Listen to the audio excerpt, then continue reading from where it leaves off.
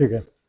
तो क्लाइमेट की previous class को आप लोग जो भी हैं अटेंड किया होगा, ऑनलाइन या ऑफलाइन। नहीं किया होगा तो रिकॉर्डिंग देख लेना, और वो भी नहीं देखा तो एक वहाँ पे पानी है मग में डूब के मरने के लिए, ठीक है ना। तो क्लाइमेट का जो कंसेप्ट है वो आपको सारे सब्जेक्ट्स को समझने में, जहाँ पे भी क्लाइमेट का रोल है वहाँ पे आपको हेल्प करेगा। जैसे क्लाइमेट चेंज, या तो आप एनवायरनमेंट पढ़ोगे तो उसमें आपको हेल्प करेगा, या तो साइक्लोन्स जो आते हैं उसको समझने में हेल्प करेगा। प्रीवियस क्लास में ही मैंने बोला था कि अक्टूबर में साइक्लोन का टाइम है, और अभी साइक्लोन आ गया है ना। आज या कल में बारिश हो सकती है, ठीक है। तो ये वेल नोन है कि इस समय साइक्लोन्स आते हैं। और अक्टूबर मंथ मैंने 3 चीज़ों के लिए बताया था। I hope you remember the things कि हमारा अक्टूबर जो है वो हीट है ना, मॉइस्चर्स एक्स्ट्रा एडिशंस हो जाते हैं। सेकंड चीज़ था आपका साइक्लोन जो है वो आ जाता है, और तीसरा मानसून के वापस जाने का समय हो जाता है ना। ये 3 चीज़ें हमने पढ़ा था अक्टूबर के हिसाब से, ठीक है। देखो एक चीज़ है, जब आप प्रिपरेशन स्टार्ट करते हो, तैयारी स्टार्ट करते हो, और उसमें फुल फुल फेज में आप स्टार्ट कर देते हो, तो उस समय ना कोशिश करो कि किसी भी रीज़न से पॉज ना लगे, है ना। किसी भी रीज़न से पॉज ना लगे। जब आप फुल फ्लेजेड मतलब हाई अल्टीट्यूड में फ्लाई कर रहे हो, उस कंडीशन में कोशिश करो कि किसी भी कारण से, है ना, वो डिस्टर्ब ना हो। क्या होता है ना कि फिर से आपको टेक ऑफ करके उस लेवल पे लेके जाना, आपका टाइम वेस्ट हो जाता है। क्या है, जैसे अपन फेस्टिवल्स, श्योरली तो बड़ा फेस्टिवल था तो वो तो सेलिब्रेट करने का बनता ही है, बट जो 5 डेज का फेस्टिवल है, आपको सेटल अप होने में 10 डेज लग जाते हैं। तो वो 5 डेज तो ठीक है, वो वेस्ट हुए या चलो इन्वेस्ट हुए, पर वो जो प्लस माइनस 5 डेज होते हैं ना, वो ज़्यादा नुकसान देते हैं आपको। इसलिए कोशिश करो जितना जल्दी हो सके वो बैक टू वो हाई अल्टीट्यूड, जितना ऊंचाई पे आप उड़ते थे उतना ऊंचाई पे उड़ना फिर से स्टार्ट करना जरूरी है ना। थोड़ा सा नॉस्टैल्जिया होता है कि घर में जाओ तो थोड़ा सा फील होता है कि यार थोड़ा सा रह जाए, ऑब्वियस है, ह्यूमन टेंडेंसी है, but trust me it will help you. ये छोटा छोटा जो डिवोशन देते हो ना, ये छोटा छोटा बलि है, आहुति है, जो कि आपको एक्चुअल में सक्सेस तक लेके जाएगा। और ये सिर्फ आपको 1 साल या 2 साल तक करना है, ठीक है ना। फिर लाइफ टाइम आप सारे मोमेंट्स को एंजॉय करने वाले हो, ठीक है ना। तो ये 1-2 साल थोड़ा सा अपने छोटी छोटी खुशियों को थोड़ा ये कर लो। बड़े फेस्टिवल्स तो श्योरली, पर ऐसा नहीं कि आप बड़े फेस्टिवल के बाद आप देव उठनी में भी घर चले जाओ, है ना, कि वो है तो होके आ जाते हैं, बसंत पंचमी हो तो उसमें होके आ जाते हैं, वैसा सब मत करो, ठीक है। इवन न्यू ईयर भी सेलिब्रेट करना है तो न्यू ईयर सेलिब्रेट करना है तो ठीक है, 1 नाइट काफ़ी है, 31 दिसंबर में सेलिब्रेट कर लिए, 1 तारीख कर लिया। बट ऐसा नहीं कि 25 से 31 तक वो शीतकालीन छुट्टी मना रहे हो, है ना, तो वैसा कुछ होना नहीं चाहिए। क्योंकि अगर आप क्रिश्चियन हो तो क्रिसमस सेलिब्रेट करो, नो डाउट, बट अगर आप क्रिश्चियन नहीं हो तो क्यों अननेसेसरी आप टाइम वेस्ट कर रहे हो, ठीक है। आप 31 सेलिब्रेट कर लो, है ना। सारे लोगों का सारा फेस्टिवल सेलिब्रेट करोगे तो फिर पढ़ाई के लिए क्या होगा, ठीक है। तो इसलिए स्टडीज को कंप्रोमाइज मत करो, खासकर जब वो फुल फेज में चल रहा है। तो क्लाइमेट के बारे में हम लोगों ने पढ़ा था। क्लाइमेट में कुछ फैक्टर्स या कुछ एलिमेंट है जो कि क्लाइमेट डिसाइड करते हैं, जिसके बारे में हम लोगों ने थोड़ा सा बात किया था। एक था टेम्परेचर, है ना। दूसरा था ह्यूमिडिटी, आर्द्रता, है ना, जो वाटर मॉलिक्यूल्स कितना एयर में सस्पेंडेड है वो आर्द्रता बताता है। प्रेशर जो है, वायु दाब, एटमॉस्फेरिक प्रेशर की बात करते हैं हम। फिर है विंड। विंड किसी एरिया में जैसा चल रहा है, जिस डायरेक्शन में चल रहा है, वो डिसाइड करता है कितना मॉइस्चर होगा और कितना टेम्परेचर होगा। जैसे फॉर एग्जांपल, अगर किसी जगह पे गर्मी लग रही है, आप पंखा चालू कर देते हो तो आर्टिफिशियल विंड क्रिएट करते हो आप, है ना, ताकि थोड़ा सा गर्मी कम लगे, इजंट इट। फिर एक है प्रेसिपिटेशन, वर्षण, रेनफॉल, है ना, जहाँ पे जितनी बारिश होती है वो डिसाइड करता है उस जगह का क्लाइमेट कैसा होगा।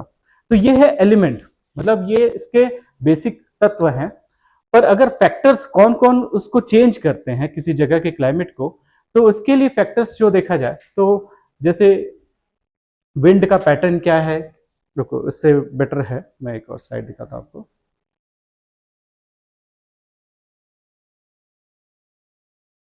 ये है ना, इसमें सबसे प्रोमिनेंट फैक्टर है लैटिट्यूड, अक्षांश, जिसके बारे में प्रीवियस क्लास में हम लोग डिस्कस कर चुके थे कि लैटिट्यूडनल पोजीशन सबसे प्राइम इंपॉर्टेंट रोल प्ले करता है किसी जगह पे क्लाइमेट के लिए। तो कोई पूछे कहीं पे क्लाइमेट कैसे चेंज होता है, तो सबसे पहला फैक्टर क्या होगा और सबसे इंपॉर्टेंट फैक्टर क्या होगा, वो है लैटिट्यूड, अक्षांश। इंडिया के कंटेक्स्ट में हिमालय एक रोल प्ले कर देता है, पर वर्ल्ड के कंटेक्स्ट में हिमालय का रोल नहीं है, isn't it? दूसरा है कि वहां पे सी से डिस्टेंस कितना है, समुद्र से दूरी कितना है, यह भी डिसाइड करता है कि क्लाइमेट वहां का कैसा होगा। ऊंचाई, अल्टीट्यूड, सी लेवल से कितना ऊंचा है, कितना हाइट पे है, वो भी डिसाइड करता है वहां का क्लाइमेट क्या है। फिर स्लोप कैसा है, ढाल तीव्र है, स्टीप स्लोप है कि जेंटल स्लोप है, वो भी डिसाइड करता है कि कैसा आपका क्लाइमेट होगा। अजंता और एलोरा दोनों ऐसा है कि दोनों ही माउंटेन पे के स्लोप पे बने हैं, पर ऐसा है कि दोनों अलग अलग टाइप के स्लोप पे बने हैं। एक ज्यादा स्टीप स्लोप है और एक जेंटल स्लोप है। तो ज्यादा तेज ढाल जहां पे है, वैसे जगह पे जो केव्स या गुफाएं बने हैं या विहार बने हैं, उसमें बालकनी नहीं है ना। जैसे क्या है, माउंटेन ऐसा हो सकता है और एक साइड में इस टाइप का हो सकता है ना, या तो ऐसा हो सकता है, ऐसा हो सकता है। तो अगर मैंने यहां पे केव्स बनाए ऐसे और एक गुफा बनाया मैंने इधर पे, 1 और 2, किसको ज्यादा बड़ा बालकनी मिलेगा? बालकनी समझ रहे हो ना, है ना। कंडीशन 1 क्या है कि एक इस स्लोप पे विहार बना हुआ है या जो भी केव्स बने हैं, और एक स्लोप पे बना है।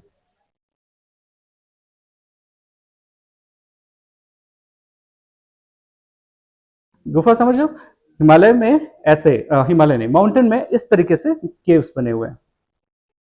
तो किसको ज्यादा बड़ा बालकनी मिल रहा है, 1 की 2?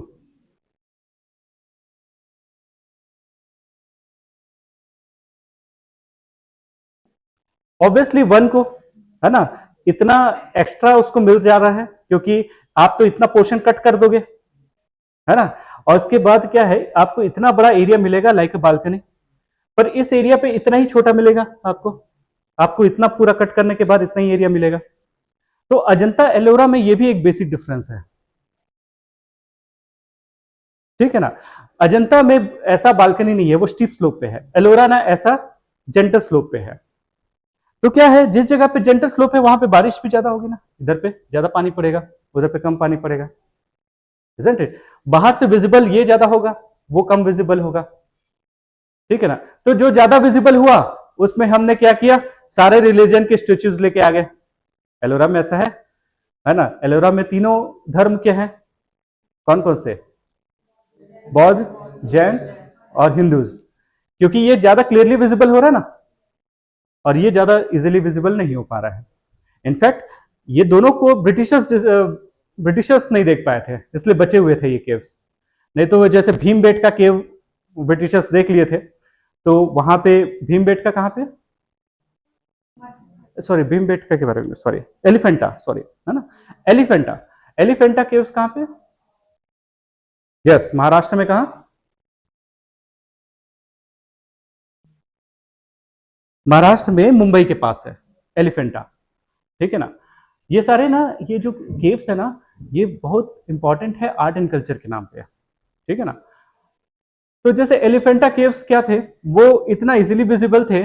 वहां पे जो एक मूर्ति है त्रिदेव की, है ना, शिव जी, ब्रह्मा और विष्णु जी की, इस तरीके से बना हुआ है। तो ब्रिटिशर्स सीधा आइज में ऐसा शूटिंग का प्रैक्टिस करते थे, है ना।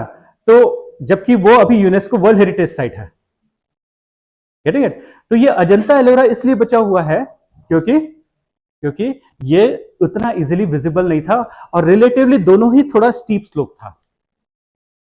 है ना। ये दिख नहीं पाया इसलिए एक्चुअली ये अजंता एलोरा का ना माउंटेन ना इस टाइप का क्रिसेंट शेप में था, लाइन से ऐसे केव्स बने हुए हैं, है ना। तो इतना इजीली दिखता नहीं है, मतलब इस टाइप का बना हुआ था और जंगल वंगल थे, ठीक।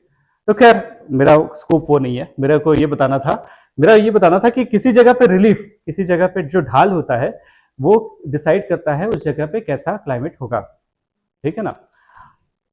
और रिलीफ में ऐसा है कि किसी का हाइट ज्यादा है, किसी का कम हाइट है, कोई ऊपर से प्लेन है, कोई ऐसा स्टीप स्लोप है या पॉइंटेड इसका समिट है, तो ऐसा भी हो सकता है। इसलिए ना वो डिपेंड करता है, इसका अलग क्लाइमेट होगा, इधर का अलग क्लाइमेट होगा। जैसे ये पठारी या प्लेटू वाला क्षेत्र बन जाएगा, ये पर्वतीय वाला क्षेत्र बन जाएगा, ठीक है। इवन उसके बगल में जो ओशियन करंट्स जाते हैं वो भी डिसाइड करता है, जो जलधारा है वो भी डिसाइड करते हैं उस जगह के क्लाइमेट कैसा होगा करके। किसी किसी एरिया पे जैसे जैसे साइबेरिया, साइबेरिया या रशिया, है ना, काफी बड़ा एरिया है और ये इतना ज्यादा हायर लैटिट्यूड पे है, मतलब ऊपर में पोल है, ये नॉर्दर्न पोल के आसपास में, ये क्या है, रशिया या साइबेरिया है। अब इसके आसपास में अगर वार्म ओशनिक करंट या कोल्ड ओशनिक करंट फ्लो होती है तो इधर का क्लाइमेट अलग हो जाएगा, इधर का क्लाइमेट अलग हो जाएगा, समझ रहे हो ना। तो उसके बगल में कौन सी जलधारा बह रही है वो भी डिसाइड करता है कि वहां पे कैसा क्लाइमेट होगा। इंडिया में, पर्टिकुलर इंडिया के केस में ना ओशनिक करंट का बहुत ज्यादा रोल नहीं है, पर वर्ल्ड के कंटेक्स्ट में हम ओशनिक करंट के बारे में बात करेंगे। वर्ल्ड के कंटेक्स्ट में जैसे इंग्लैंड या ब्रिटेन, है ना, उस एरिया का टेम्परेचर सूदिंग है, रहने लायक है, और उसका एकमात्र कारण जो है वो कौन सा है, ओशनिक करंट। ब्रिटेन जो है वो काफी ज्यादा नियर टू पोल है, आर्कटिक ओशन के किनारे में है। आप चलो घूम के आते हैं थोड़ा।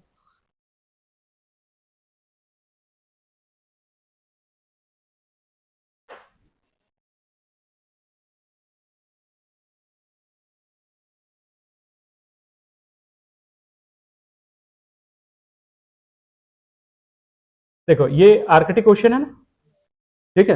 ये जो है ये आपका ग्रेट ब्रिटेन वाला दिख रहा है ना, यूके। तो इतने ऊंचाई में होने के बाद, ऊंचाई नहीं बोलना चाहिए, नियर टू पोल होने के बाद या ध्रुवीय क्षेत्र के नियर में होने के बाद भी इस जगह पे टेम्परेचर सूदिंग है, और उसका ओनली वन रीजन क्या है, यहां से वार्म ओशनिक करंट फ्लो होती है, जबकि इसके साइड में पूरा फ्रीजिंग एरिया है। देखो साइबेरिया इतना कोल्ड रहता है जो कि इससे लोअर एरिया पे है रशिया जो है, पर उससे ऊपर एरिया पे ये है ब्रिटेन और नॉर्वे, तो ये वाला एरिया ज्यादा सूदिंग है ना। तो इसलिए किसी एरिया पे क्लाइमेट डिसाइड करने का एक और फैक्टर क्या है, ओशनिक करंट या गर्म जलधारा या ठंडी जलधारा।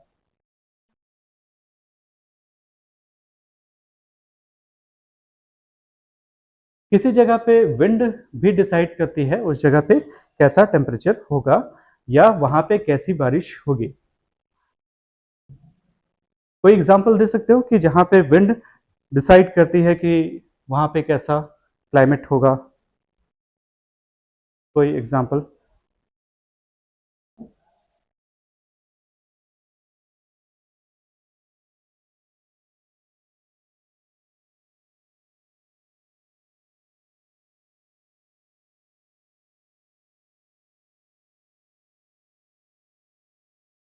कहीं के विंड का कुछ नाम पता है आप लोग को?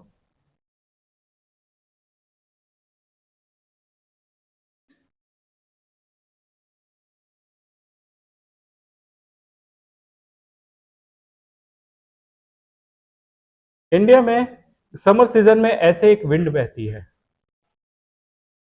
उसको हम क्या बोलते होंगे? North east wind, north east side से जो विंड आती है।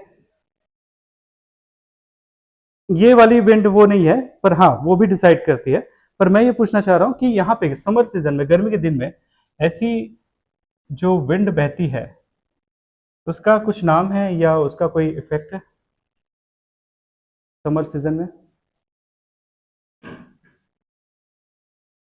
तो हिमालय के नीचे गंगा के प्लेन में जो विंड बहती है उसका नाम है लू। है ना, लू। तो लू डिसाइड करता है कि नहीं वहां पे कैसा क्लाइमेट होगा करके, है ना। तो लू एक गर्म, बहुत ज्यादा हॉट और ड्राई, शुष्क विंड है, हॉट एंड ड्राई विंड है। जैसे क्या है, एसी के ब्लोअर के पास में आप खड़े होकर देखना, एसी का अपोजिट साइड में, तो जैसी विंड रहती है ना, वो कौन सी है, लू जैसी विंड, जिसका मॉइस्चर पूरा पानी के फॉर्म में निकल चुका है और ओनली हॉट एयर जो है वो ब्लो हो रहा है। तो क्या हर एक हाई टेम्परेचर वाले विंड में मॉइस्चर कम होगा? क्या हर एक हाई टेम्परेचर वाले विंड में क्या नमी कम होगी?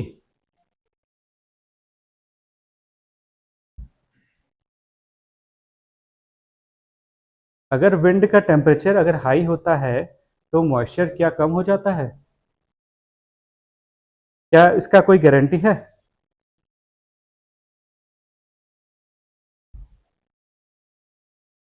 नहीं।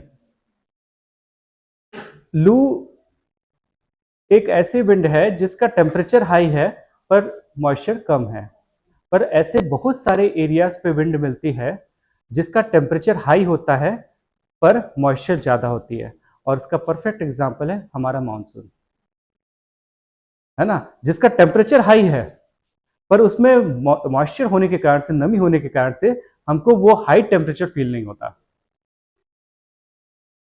तो इसलिए विंड का टेम्परेचर हाई या लो हो सकता है, पर उसके अंदर का मॉइस्चर डिसाइड करता है कि आपको कैसा फील होगा। वो वही गर्मी है, जुलाई आ गया तो गर्मी कम लगती है, वही विंड है, जून है तो ज्यादा गर्मी लगती है। दोनों में डिफरेंस क्या था? मॉइस्चर, नमी की कमी का। जून में लू चल रही थी और जुलाई में वो बारिश के फॉर्म में आ गए। देखा जाए तो विंड ज्यादा गर्म होती है ना, तो उसके पार्टिकल्स दूर दूर हो जाते हैं, तो उसमें ज्यादा नमी आ सकती है, ज्यादा मॉइस्चर उसमें एडिशन हो सकता है अगर विंड गर्म है तो।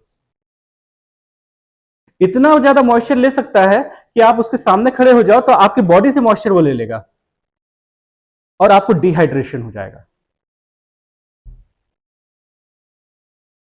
समझ रहे हो ना, हम बोलते हैं ना लू में क्यों नहीं निकलना चाहिए बाहर, क्योंकि इतना गर्म हवा है कि आपके बॉडी से नमी ले लेता है वो, और आपके बॉडी से नमी ले लेगा तो आपके बॉडी में टेम्परेचर को बैलेंस करने के लिए पानी की अवेलेबिलिटी कम हो जाएगी।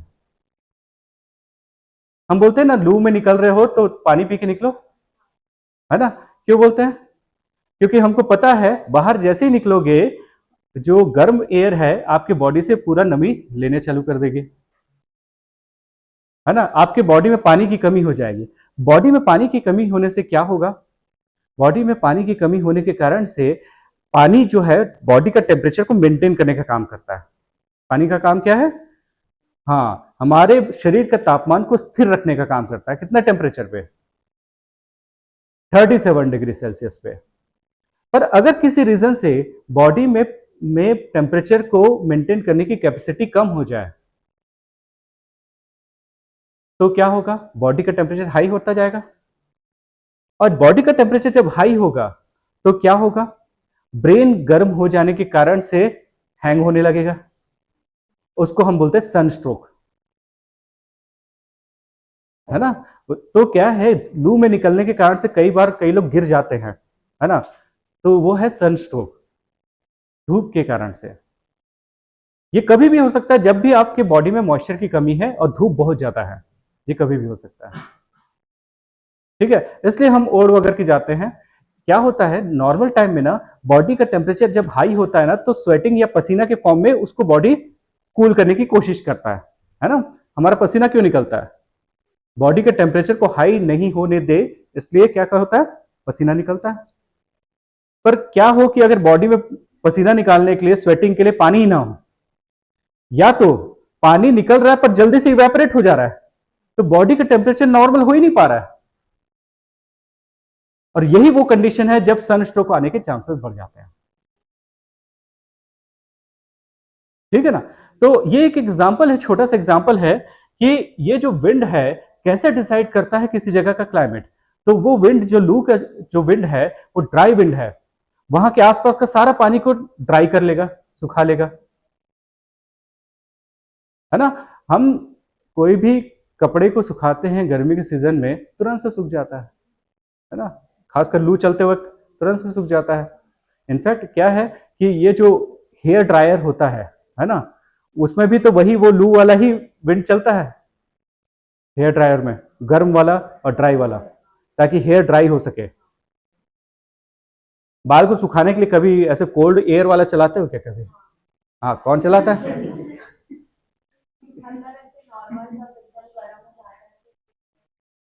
अच्छा, बहुत गर्म होने के बाद नॉर्मल करने के लिए, ठीक है। पर अदरवाइज देखा जाए नहीं चलाते। पर क्या कोल्ड एयर में भी कैपेसिटी होती है ठंडा मॉइस्चर को लेने की?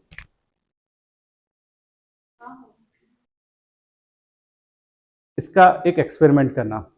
क्या करना बता रहा हूं। घर में गीला कपड़ा रखना, जहां पे आप सो रहे हो, एसी चालू करना, है ना, एसी चालू करना, देखना कि वो बहुत अच्छे से सूख जाता है सुबह से। पर एसी को वो वाले मोड में रखना, वो जो उसमें स्नो का पिक्चर बना रहा था ना, वो वाले मोड में करना, वो सूख जाएगा। तो कोल्ड एयर भी आपका मॉइस्चर लेता है ना, कोल्ड एयर। बस कैपेसिटी किसके पास ज्यादा है? हॉट एयर के पास। अगर कोल्ड एयर मॉइस्चर नहीं लेता तो विंटर सीजन में मॉइस्चराइजर नहीं लगाते आप, है ना। तो ठंड के दिन में हम नमी मेंटेन करने के लिए लिप बाम या मॉइस्चराइजर लगाते हैं। मतलब आपकी बॉडी से मॉइस्चर निकल रहा होगा, और कौन निकाल रहा होगा? कोल्ड वेव, शीतलहर। तो कोल्ड वेव या शीतलहर और हॉट वेव या heat wave, sorry, heat wave और लू, दोनों में क्या डिफरेंस है? टेम्परेचर का। और दोनों में क्या कॉमन है? ड्राइनेस। दोनों शुष्क है, और दोनों ही हमारे लिए हार्मफुल है। इसलिए ठंड हो या गर्मी का सीजन हो, कान बांध के जाना है। फांसी नहीं बता रहा ना, कान कान बांध के जाना है ना, क्योंकि हमारे नोज से, माउथ से और ईयर से, है ना, बाहर की विंड अंदर एंटर कर सकती है। ठीक है। इसलिए एयर में वो प्रॉपर्टी होती है, अगर वो गर्म है या ठंडी है और उसमें मॉइस्चर कम है, तो वो आपके लिए हार्मफुल है। इसलिए एसी, हमारे यहाँ जो एसी होता है, हमारे यहाँ मतलब जो घर के लिए बना रहता है एसी, उसमें नमी को कंट्रोल करने का कैपेसिटी होता है। उसमें मेंशन रहता है, एक पानी के बूंद वाला एक ये रहता है, एक मोड रहता है, ताकि आपका मॉइस्चर मेंटेन रहे। पर इंडस्ट्रियल एसी होता है ना, उसमें ना मॉइस्चर मेंटेन करने का नहीं रहता, वो सिर्फ टेम्परेचर को नॉर्मल करने का काम करता है। इंडस्ट्रियल एसी समझते हो, है ना। कुछ मशीन को कूल करने के लिए भी एसी बनाया जाता है, पर उसमें मॉइस्चर को कंट्रोल करने के लिए नहीं बनाया जाता, क्योंकि वहां पे ह्यूमन रखने का कोई जरूरत नहीं है। पर जहां पे ह्यूमन है, वहां पे आपको मॉइस्चर को भी कंट्रोल करना पड़ता है। अदरवाइज आप सो के उठोगे, सुबह तक लिप्स ड्राई हो जाएंगे, है ना, हाथ वगैरह पूरा स्किन क्रैक्स आ जाएंगे, ये सब हो जाएगा। पर कभी भी एसी के ठंड में ऐसा नहीं होता, क्योंकि एसी एक लेवल का मॉइस्चर मेंटेन करता है। ठीक है ना। तो बताने का पर्पज सिंपल ये था कि किसी जगह पे क्लाइमेट कैसे डिसाइड करता है ना। बस ये है, कोल्ड एयर क्या होता है, थोड़ा सा क्लोज क्लोज होता है, तो ज्यादा मॉइस्चर नहीं उठा पाता। पर वार्म एयर दूर दूर होता है, तो वो ज्यादा मॉइस्चर लेता है। ठीक है।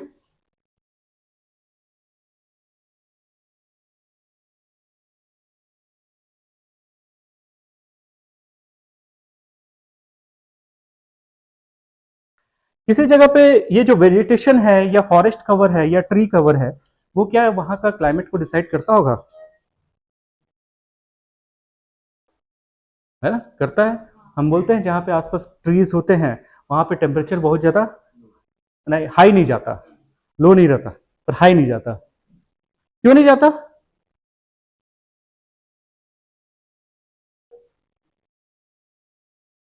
जहां पे पेड़ होते हैं, वहां पे टेम्परेचर बहुत ज्यादा हाई क्यों नहीं जाता?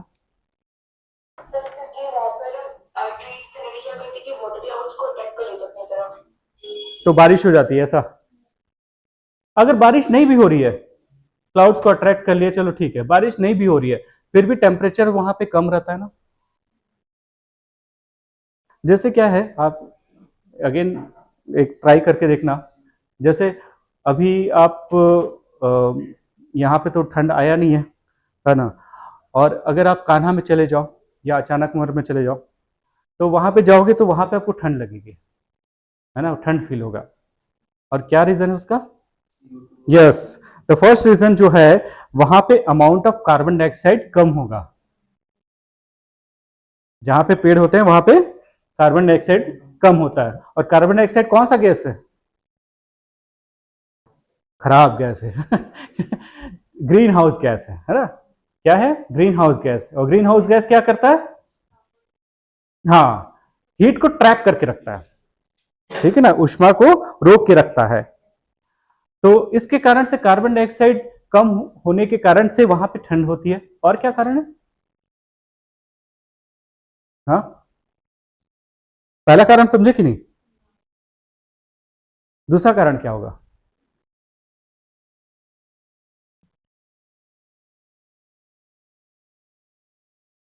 उत्सव। हम्म। पेड़ के आसपास ठंडा क्यों रहता है?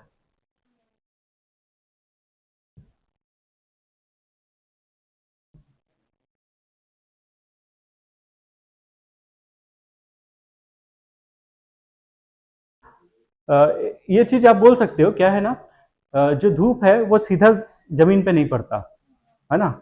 इसके कारण से ना, जो धूप आए रहती है ना, वो शाम तक वापस जाता रहता है, तो गर्मी लगती है ना। जो धूप रिसीव हुआ रहता है वो वापस जाता है। तो अगर शेडो पड़ा रहेगा तो उसमें धूप ही रिसीव नहीं होती, ऊपर ऊपर से ही निकल जाता है ना। ट्रू। और कोई कारण, पर वो उतना सिग्निफिकेंट कारण नहीं है। यस, यही सुनना चाह रहा था, है ना। ट्रांसपिरेशन, वाष्पोत्सर्जन। ट्रांसपिरेशन में एयर में पानी के मॉलिक्यूल्स ऐड हो जाते हैं, है ना। पेड़ से वाटर मॉलिक्यूल निकलते हैं, है ना, वाष्प निकलता है, और वो एयर में सस्पेंड हो जाता है। और जब भी पानी कहीं पे रहता है तो टेम्परेचर को हाई होने नहीं देता। तो कहीं पे भी आसपास में पानी हो, या आपके बॉडी के अंदर पानी हो, कहीं पे भी पानी हो, तो बॉडी तो कहीं का टेम्परेचर फ्लक्चुएट नहीं होता, तेजी से ऊपर नीचे नहीं होता। आप कभी सुने होंगे कि वायरल फीवर में बहुत ज्यादा लिक्विड डाइट लेना चाहिए बोलते हैं, है ना, बहुत ज्यादा पानी पीना चाहिए वायरल फीवर में, है ना, क्योंकि टेम्परेचर हाई हो जाता है। और टेम्परेचर हाई हो जाता है और बॉडी में पानी की कमी है, तो हो सकता है वो दिमागी बुखार बन जाए, वो टेम्परेचर ब्रेन तक चला जाए। तो हम क्या करते हैं, एक्स्ट्रा अमाउंट ऑफ लिक्विड लेते हैं, ठीक है। तो कहीं पे भी पानी है ना, वो क्या करता है, बैलेंस करने का काम करता है, टेम्परेचर को ना तो हाई होने देता ना तो लो होने देता। एक अच्छा एग्जांपल और बता रहा हूं, अभी जैसे ठंड का सीजन आएगा ना, तो अगर आपको लगता है कि बहुत ठंड लग रही है, तो एक ना मिस्ट मेकर आता है ना, नेट पे देखना मिस्ट मेकर, वो ना पानी से ना ऐसे मिस्ट बनाता है, धुआं जैसे निकालता है, वो टेम्परेचर को नॉर्मलाइज कर देता है। समझ रहे हो ना। और अगर तभी भी ठंड कम ना हो, तो लैपटॉप ऑन करना, 4K वाला वीडियो को चला देना। हाँ, तो अल्ट्रा एचडी जब वीडियो चलेगा और लैपटॉप गर्म होगा, तो टेम्परेचर नॉर्मल होने लग जाएगा। वो भी एक ऑप्शन है आपके पास, ठीक है ना। पर वो लैपटॉप ऐसा होना चाहिए कि i3 प्रोसेसर का पुराना 4th जनरेशन वाला होना चाहिए, तभी गर्म होगा अरे जब हम लोग ना ये हॉस्टल में थे खड़गपुर में, तो वहां पे क्या है कि जब ठंड लगती थी तो हीटर वगैरह खरीदने के लिए तो पैसे वैसे रहते नहीं थे, तो हम लोग क्या करते थे, लैपटॉप को ऑन कर देते थे, ब्लैंकेट के अंदर ना लैपटॉप को चालू करके छोड़ देते थे, बढ़िया हीट आता था हाँ, करते थे हम लोग, उससे टेम्परेचर निकलता है ना, तो प्रोसेसिंग पावर जब बढ़ता है तो टेम्परेचर निकलता है। तो ये तरीका था। खैर, तो वेजिटेशन का कवर जो है ना, वहां पे टेम्परेचर को कैसे चेंज करता है? पहला कारण कि कार्बन डाइऑक्साइड वहां पे कम रहता है। दूसरा कारण कि शेडो पड़ता है, तो डायरेक्टली सनलाइट जमीन पे नहीं पड़ता, तो वापस रेडिएशन जाने का भी कम चांसेस होते हैं। और तीसरा कारण क्या है कि वहां पे वाटर वेपर सराउंडिंग में रहते हैं, पानी की बूंदे रहती हैं एयर में सस्पेंडेड उसके आसपास, जिसके कारण से टेम्परेचर बहुत ज्यादा हाई नहीं जाता। ह्यूमन इंटरफेरेंस के कारण से या ह्यूमन इन्फ्लुएंस के कारण से भी टेम्परेचर चेंज होता है, पर वो अभी अभी का है, अदरवाइज पहले ऐसा नहीं था। तो जैसे हमारा जो लैटिट्यूड है, हमारा जो इंडिया है, वो इस जगह पे है, ठीक है ना, इस जगह पे है। Half of the India tropic of cancer के नीचे है and half of the India tropic of cancer के ऊपर में है। अरे इसको ट्रॉपिक ऑफ कैंसर बोलते हैं ना, अगर नहीं जानते हो तो वही पानी का मग जो है ना वहां पे पड़ा हुआ है। हाँ, नीचे जो है 8 डिग्री 4 मिनट्स और ऊपर जो है ये 37 डिग्री 6 मिनट्स है। ये क्या है? टेम्परेचर। ये क्या है?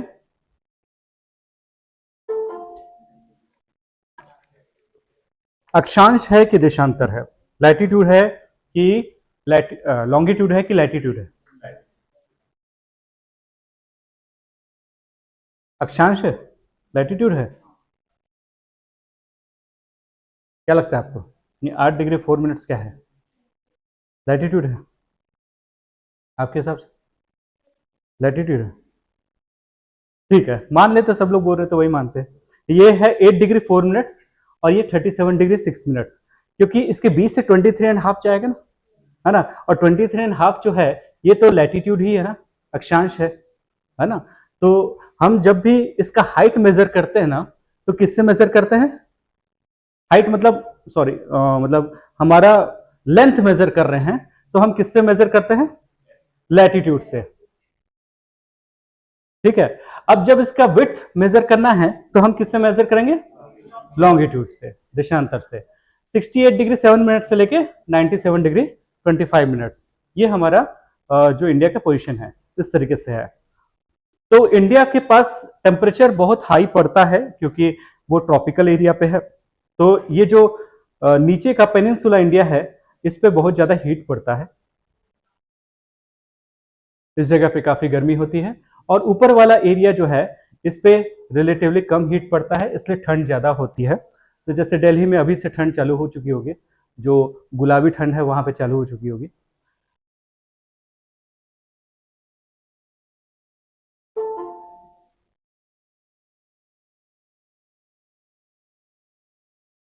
और इस पिक्चर को हम लोगों ने देखा था, जहां पे 0 डिग्री होता है वहां पे टेम्परेचर ज्यादा हाई होता है, ठीक है ना। और 0 डिग्री पे हाई टेम्परेचर होने का क्या कारण है?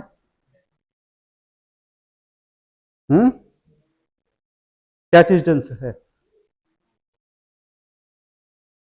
किसका? एयर का? एयर का लो डेंसिटी होने से टेम्परेचर हाई हो जाता है, प्रेशर कम होने से टेम्परेचर हाई हो जाता है, कि टेम्परेचर हाई होने से प्रेशर कम हो जाता है? हाँ, टेम्परेचर हाई होने से प्रेशर कम हो जाता है। तो ये तो उल्टा बता रहे हो आप लोग फिर। तो मैं ये पूछ रहा हूं यहाँ पे टेम्परेचर हाई क्यों है?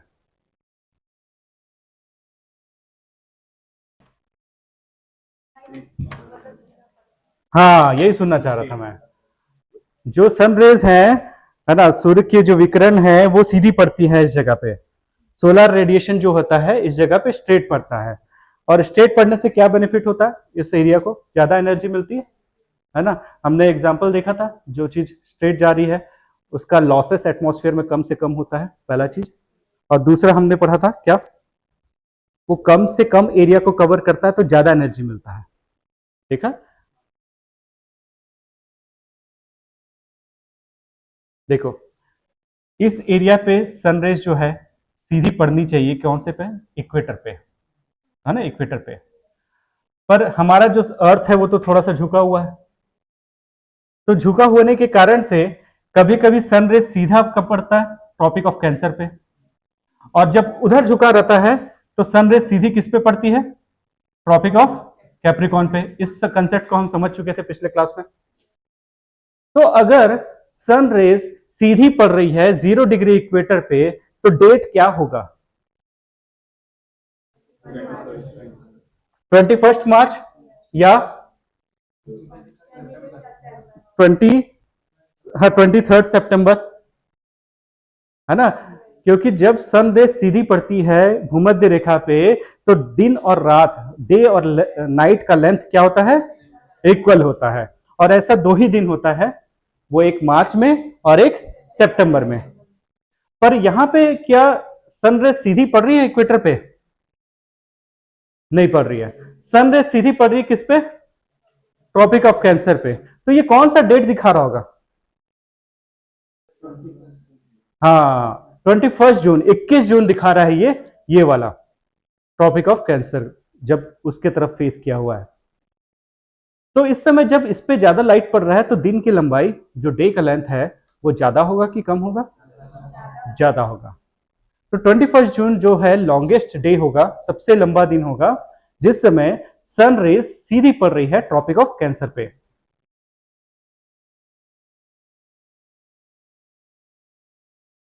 जब सन रेज सीधा पड़ेगा ट्रॉपिक ऑफ कैप्रिकॉर्न पे, इस पे, तो वो कौन सा टाइम रहेगा?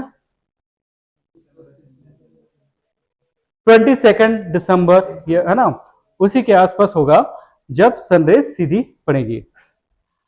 और दूसरा जो रीजन मैंने बताया था कि हाई टेम्परेचर क्यों पड़ता है, क्योंकि ये स्मॉल एरिया कवर करता है। जब सीधी रेस होती है तो स्मॉल एरिया कवर करता है, जब जब टिल्टेड रेस होती है तो लार्ज एरिया कवर करता है। तो क्या एक्चुअल में सनरेज सीधी और तिरछी हो रही है?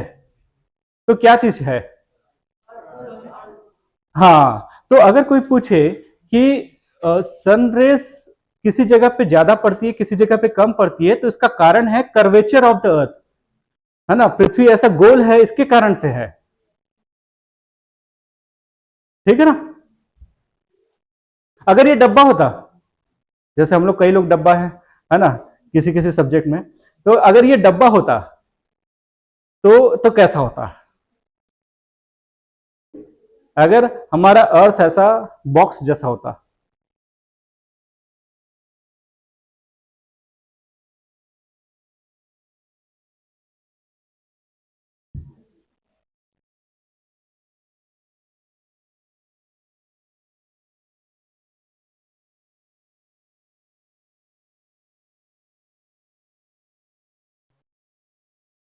तो ये बताओ मुझे, डे और नाइट का लेंथ में चेंजेस आता अगर ये बॉक्स सीधा होता, ऐसा, है ना, हमारा अर्थ समझ लो ऐसा है, ऐसा। अब बताओ क्या डे और नाइट के लेंथ में डिफरेंस आएगा? नहीं आएगा। पर सन तो कर्व्ड है। हाँ, रे सीधा कैसे? कर्व्ड वाले से कैसे सीधा आ जाएगा? पड़ेगा तो मतलब सेम इसमें पड़ेगा ना, मतलब जो एरिया कवर होगा वो। नहीं, इसका कारण है कि सन इतना बड़ा है कि ये हार्डली कर्व्ड दिखेगा इसमें। समझ पा रहे हो? सन इतना बड़ा है कि अगर वहां पे कोई रेस है ना, तो उसका जो एंगल है वो दिखेगा ही नहीं आपको, वो almost like a straight line होगा सन। तो सन से हमेशा से हम मान के चलते हैं कि स्ट्रेट ही पड़ेगा, है ना। तो मतलब मेन कर्वेचर किसमें होगा? वो अर्थ में होगा। पर अर्थ अगर कर्व्ड नहीं है तो डे और नाइट का लेंथ हमेशा से इक्वल होगा। ठीक है ना? तो लैटिट्यूड डिसाइड करता है ना, लैटिट्यूड डिसाइड करता है हमारे अर्थ में। अगर अर्थ डब्बा नहीं होता तो लैटिट्यूड डिसाइड नहीं करता। ठीक है ना? अर्थ, सॉरी क्या बोला, उल्टा बोल दिया गया, सॉरी, है ना। अर्थ अर्थ अगर स्क्वायर शेप में होता तो लैटिट्यूड टेम्परेचर डिसाइड नहीं करता। पर अर्थ स्फेरिकल है, इसलिए लैटिट्यूड के कारण से उस जगह पे टेम्परेचर अलग अलग है। ये चीज समझ पाए? ठीक है ना? तो आपसे क्वेश्चन डेफिनेटली ऐसा पूछा जा सकता है कि अर्थ अगर स्क्वायर शेप में है तो कैसा टेम्परेचर होगा, कैसा सीजन होगा। अब मैं एक चीज और बता रहा हूं, है ना, जब सन रे सीधी पड़ती है ट्रॉपिक ऑफ कैंसर पे तो दिन बड़ा होता है ना। जब सन रे सीधी पड़ती है ट्रॉपिक ऑफ कैंसर पे तो दिन बड़ा होता है कि नहीं? तो दिन बड़ा होता है तो सन रेज ज्यादा मिलती होगी, हाँ, इसलिए समर सीजन होता है, इसलिए वो ग्रीष्म ऋतु होती है, इसलिए वो समर सीजन होता है, क्योंकि दिन की लंबाई ज्यादा है। तो डे का लेंथ जब ज्यादा होगा तो आपका समर सीजन पड़ेगा। ठीक है? कोई पूछे कि सीजन क्यों चेंज हो रहा है, तो सीजन चेंज हो रहा है, इसका कारण है कि सन रेज एक समय सीधी पड़ती है नॉर्दर्न हेमिस्फीयर पे और एक समय सीधी पड़ती है सदर्न हेमिस्फीयर पे। तो जब नॉर्दर्न हेमिस्फीयर या उत्तरी गोलार्ध में जब सन रेज सीधी पड़ती है तो नॉर्दर्न हेमिस्फीयर में समर होता है। अभी मैच जो इंडिया ऑस्ट्रेलिया का हो रहा है वो कहां पे हो रहा है? ऑस्ट्रेलिया में हो रहा है। ऑस्ट्रेलिया नॉर्दर्न हेमिस्फीयर में कि सदर्न हेमिस्फीयर में है? दक्षिणी गोलार्ध में है ना, सदर्न हेमिस्फीयर में। तो अगर हमारे यहां विंटर आ रहा है तो वहां पे समर आ रहा होगा। कब से समर चालू हो गया होगा वहां पे?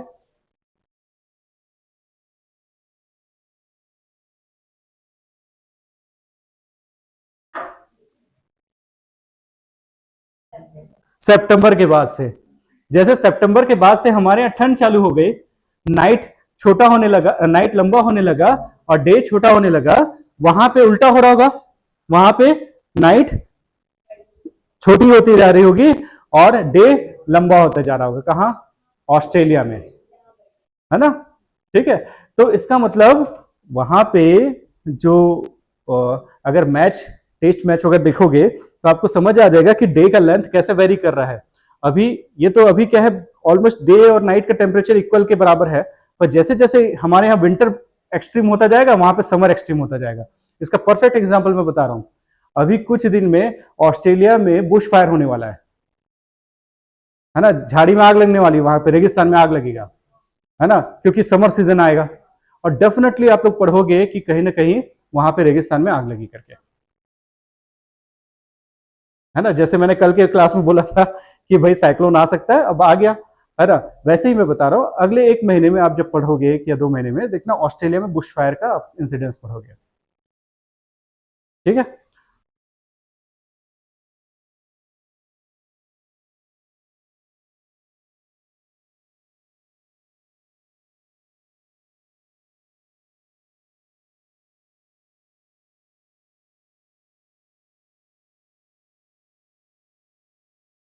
देखो ये स्लाइड मैंने इसलिए बनाया है कि जब आप नोट्स बनाते हो ना तो ऐसे बनाना है ना? सन रेज इज, इसमें देखो, इसमें ना ना तो हेल्पिंग वर्ब है ना कुछ है, ठीक है ना? पर सीधा लिखो, आपको जो पॉइंट याद रखना है उतना ही चीज लिखो। वो तो एग्जाम में आप हेल्पिंग वर्ब नहीं डालोगे क्या, है ना? कि सीधी पड़ती है लिखना जरूरी है क्या? सनरेज सीधी, खत्म। सनरेज स्ट्रेट या सनरेज वर्टिकल, इस तरीके से नोट्स बनाया जाता है। क्योंकि जितना आप शॉर्ट में नोट्स बनाओगे उतना जल्दी रिवाइज कर पाओगे। ठीक है ना? और क्या साइकोलॉजिकल भी इंपैक्ट पड़ता है। 4 पेज को रिवीजन करना है या 1 पेज को रिवीजन करना है, तो आपको लगेगा एक ही पेज को रिवीजन करना है। कंटेंट सेम है, बस आपने क्या है, था, जा, रहे, वाज, इज, जो भी है सब डाल दिया आपने, तो वो सब की जरूरत नहीं है। एरो बनाओ, सनरेज अगर टेम्परेचर हाई है, प्रेशर लो है, तो टेम्परेचर का ऊपर एरो, प्रेशर का नीचे एरो, इस तरीके से।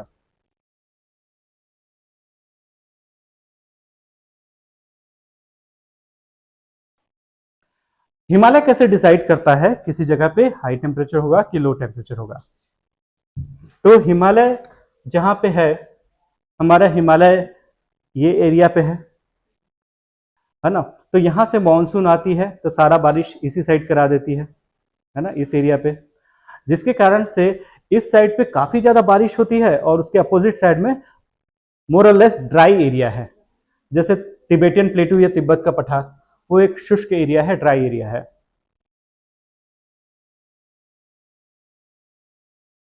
हिमालय के कारण से एक तो बारिश ज्यादा होती है हमारे इंडिया में, प्लस जो साइबेरिया से कोल्ड विंड आती है, जो ऊपर से ठंडी हवा आती है, उसको भी ये रोकने का काम करता है। ठीक है ना? तो दो तरीके से हिमालय प्रोटेक्ट करता है या हिमालय चेंज करता है क्लाइमेट को। एक तो मॉनसून विंड को रोककर, और दूसरा साइबेरिया या एशिया से, सेंट्रल एशिया से आने वाली कोल्ड विंड को, है ना, को रोककर। ये दो तरीके से हमारे इंडिया का ये क्लाइमेट को चेंज करता है। तो ये इंडिया के कंटेक्स्ट में बस ट्रू है। अच्छा, हिमालय नहीं होता तो क्या होता क्लाइमेट के हिसाब से? हाँ, और हाँ, ये एरिया जो है ना, यहाँ पे बारिश होती ही नहीं। तो अभी जो गंगा का प्लेन है, जो मोस्ट फर्टाइल प्लेन है पूरे वर्ल्ड में, वो रेगिस्तान जैसा हो जाता, डेजर्ट टाइप का कंडीशन हो जाता। क्यों रेगिस्तान हो जाता? सन सी नहीं, सी से इतना डिस्टेंस है, इसके कारण से मॉइस्चर वहां तक नहीं पहुंच पाता। अरे यहां पे अरावली या राजस्थान ज्यादा दूर नहीं है सी से, फिर भी वहां पे रेगिस्तान बन गया है। तो ये तो फिर काफी ही दूर है, ठीक है ना। तो अगर ये नहीं होता तो मानसून के कारण से बारिश इस एरिया को रिसीव नहीं हो पाता। पर इधर पे बारिश रिसीव होती, क्योंकि ये वेस्टर्न घाट है, ईस्टर्न घाट है, यहाँ पे बारिश मिल जाती। पर इधर पे बारिश नहीं होती, ये ऑलमोस्ट डेजर्ट होता। अब डेजर्ट तो होता, पर ठंड के सीजन में, हाँ, जितना हाई टेम्परेचर गर्मी के सीजन में गया, वैसी, हाँ, वैसे ही ठंड के सीजन में बहुत कोल्ड एयर आता। पर ये नहीं बोल सकते कि स्नो होता। बर्फ होती है, ये नहीं बोल सकते। क्यों नहीं बोल सकते?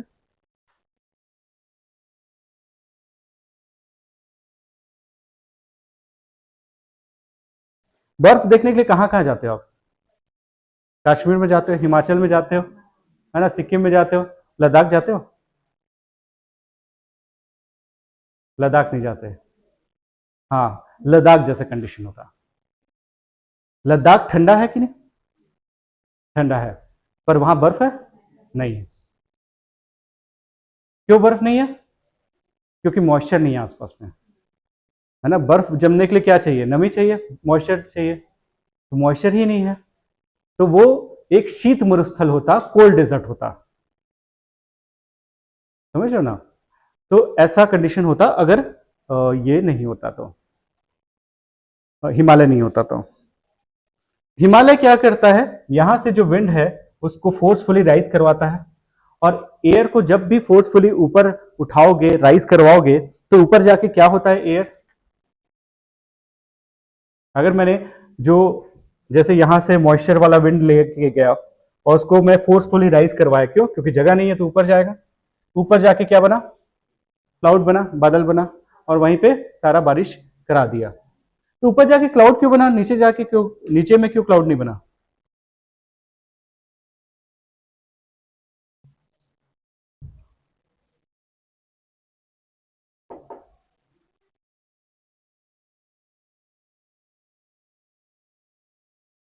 एक गर्म एयर जिसमें मॉइस्चर है और एक बादल जिसमें मॉइस्चर है, दोनों में क्या डिफरेंस है?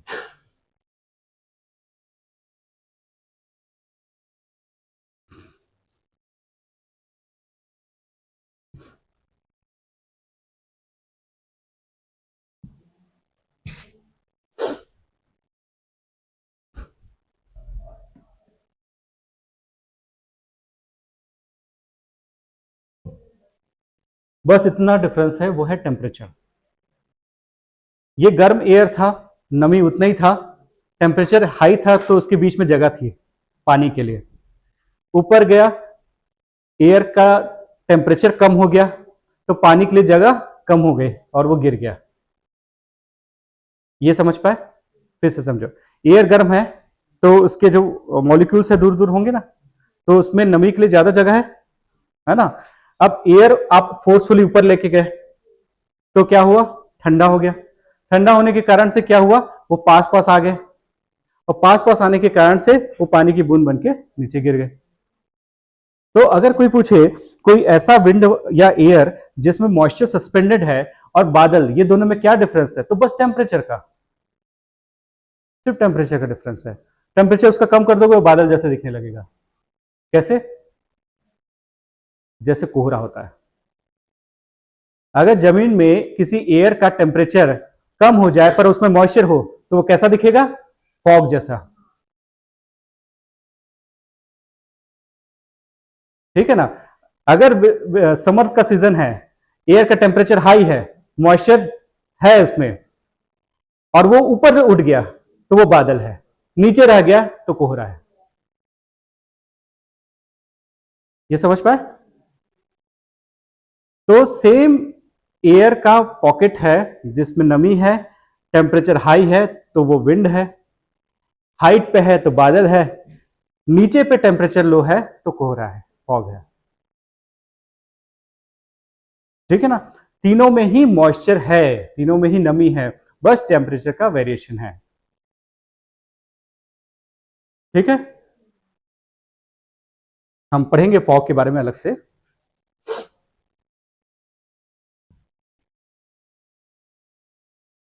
तो ये कोल्ड वेव्स आ रही है और ये मानसून की विंड जा रही है, दोनों के लिए बैरियर का काम करता है हिमालय। इसके कारण से इंडिया का क्लाइमेट हैबिटेबल बनाता है, इंडिया रहने लायक बनता है, और इंडिया रहने लायक बनता है तो इसका बायोडाइवर्सिटी या जैव विविधता हाई होती है। फिर आसपास में वाटर की बॉडी क्या है, कितना पानी है, वो डिसाइड करता है कि वहां पे टेम्परेचर कितना हाई होगा। कहीं पे पानी है तो कैसे, जैसे अभी तक मैं ये बोलता जा रहा था कि जहां पे पानी है टेम्परेचर को ना तो हाई होने देता ना तो लो होने देता, है ना। क्यों ऐसा है? जहां पे पानी होता है वो टेम्परेचर बहुत ज्यादा हाई और लो क्यों नहीं जाता?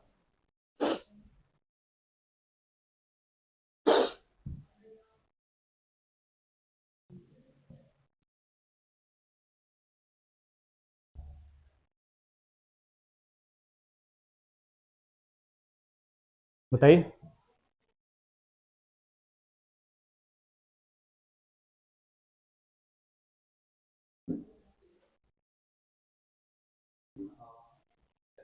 नहीं हो पाता है क्योंकि जो सनलाइट आता है पानी एवापोरेट हो जाता है और वाटर वेपर हवा में मिल जाता है, तो ज़्यादा हीट नहीं हो पाता। अगर इवेपरेट हो जाता है तो उस जगह पे ज़्यादा टेम्परेचर होता होगा। आप गर्म पानी से ज़्यादा जलोगे कि भाप से? तो अगर किसी जगह पे स्टीम है तो वो तो आपके लिए ज़्यादा हार्मफुल है।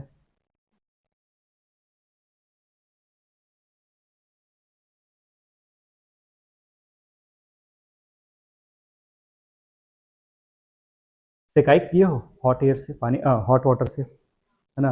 वार्म वाटर से सिकाई करने के लिए हम लोग यूज़ करते हैं, तो उसमें पानी क्यों डालते हैं? ये तो हीटिंग पैड भी आता है ना एक ऐसे, है ना। पर हीटिंग पैड और वो जो, वो उसको क्या बोलते हैं यार, वाटर वाला क्या, जिसमें पानी, गर्म पानी डाल के आप सिकाई करते हो? हाँ, हॉट वाटर बैग, है ना। तो हॉट वाटर बैग और हीटिंग पैड दोनों में से सिकाई करके देखना। पहले तो चोट लगना, यहाँ से गिर जाना एक बार, है ना। फिर ना घर जाके सिकाई करके देखना, ठीक है। अब उससे सिकाई करके देखना दोनों में क्या डिफरेंस आता है। हीटिंग पैड बहुत जल्दी गर्म हो ठंडा होता है ना। थोड़ी देर टच करोगे बहुत ज्यादा गर्म होएगा, फिर ठंडा हो जाता है, फिर टच करोगे बहुत जल्दी गर्म हो जाता है। तो आप ना कंटिन्यूसली उसको ना सिकाई नहीं कर पाते। पर आप अगर ये जो हॉट वाटर बैग में गर्म पानी डालोगे बहुत देर तक गर्म रहता है। इसका मतलब क्या है? इसका मतलब ये है कि हॉट वाटर बैग से ही सिकाई करना चाहिए। नहीं, इसका ये क्या कारण हो रहा है ऐसा? पानी को गर्म और ठंडा होने में टाइम लगता है ना। पानी को गर्म और ठंडा होने में टाइम लगता है। और अगर टेक्निकली इसको बोला जाए तो कौन कौन साइंस के बच्चे हैं, हाथ उठा दो। हाँ, हाँ, तो आप बताओ, ठीक है ना। तो ये बताओ कि क्यों वाटर का टेम्परेचर ड्रास्टिकली हाई और लो नहीं जाता?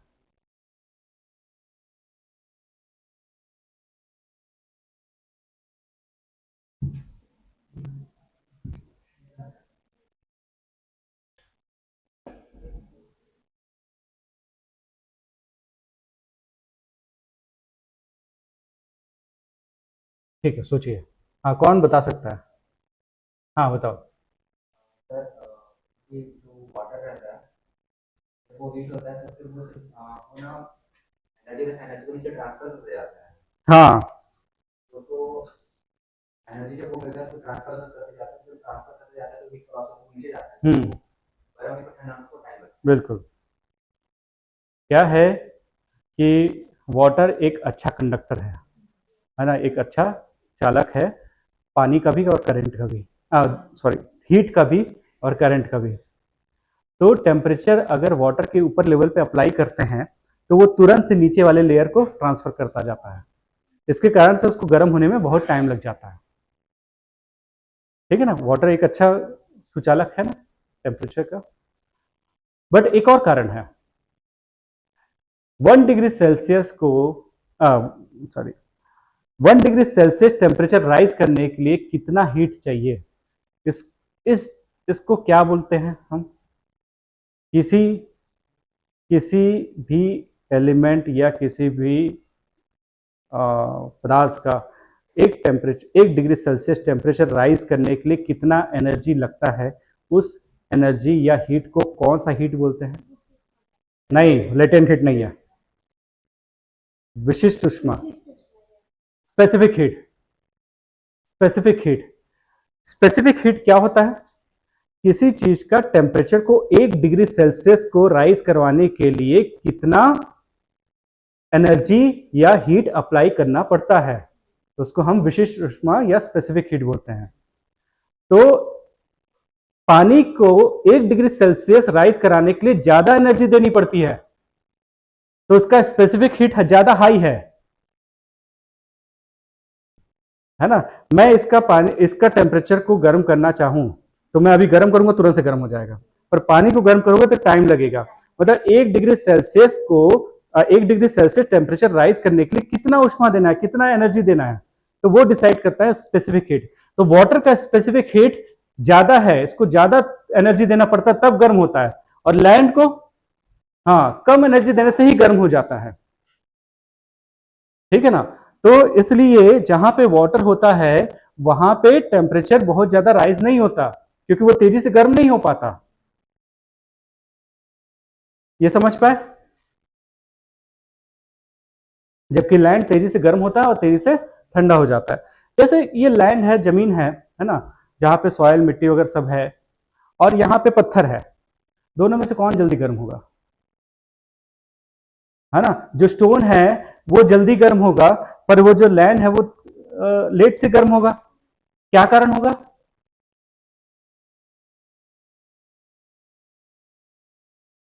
स्पेसिफिक हीट किसकी हाई होगी? लैंड की, है ना, जिसमें सॉइल है। अब वो क्यों तेजी से टेम्परेचर हाई नहीं हो रहा है? क्योंकि उसमें मॉइस्चर है, नमी है। किसी मिट्टी में नमी होने के कारण से वो तेजी से गर्म नहीं होता, पर वही पत्थर जो है उसमें नमी होता है? नहीं होता, उसमें मॉइस्चर नहीं होता, इसके कारण से वो तेजी से गर्म और तेजी से ठंडा होता है। तो अगर यहाँ पे पहाड़ है, यहाँ पे माउंटेन है, यहाँ पे सॉइल है और यहाँ पे पानी है, इसमें से तीनों में से कौन जल्दी गर्म होगा? माउंटेन जल्दी गर्म होगा। सेकेंड लेवल पे कौन ज्यादा गर्म होगा? लैंड। तीसरे लेवल पे क्या होगा? वाटर। इसके कारण से अब जब ये बताओ, जहां पे हाई टेम्परेचर होता है वहां पे प्रेशर लो होता है? टेम्परेचर जहां पे हाई होता है, क्या वहां पे वायु दाब कम हो जाता है? कैसे सोचा आपने?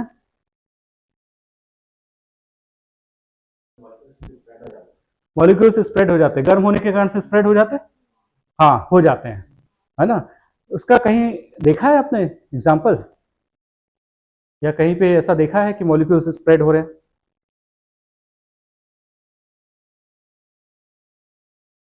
चाट खाते हो?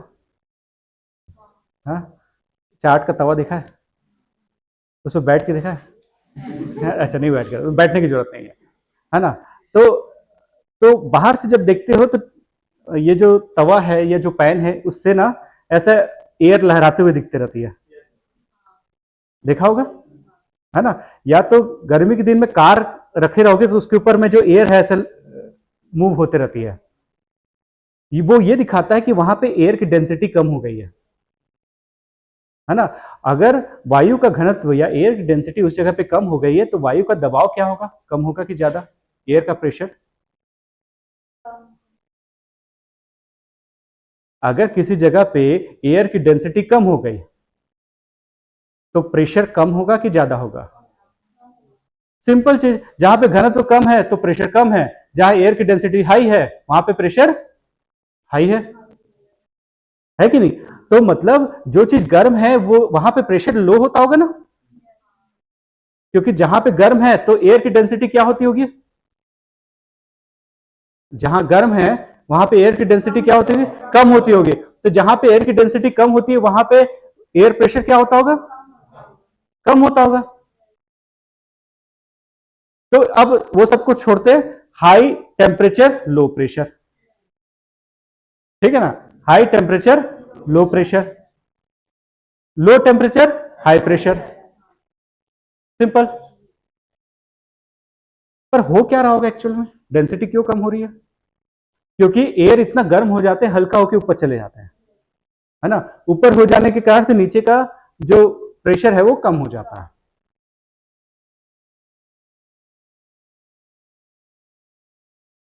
किसके घर में डुप्लेक्स है, किसका घर डुप्लेक्स का बना हुआ है या डबल स्टोरी है, ऐसा कुछ?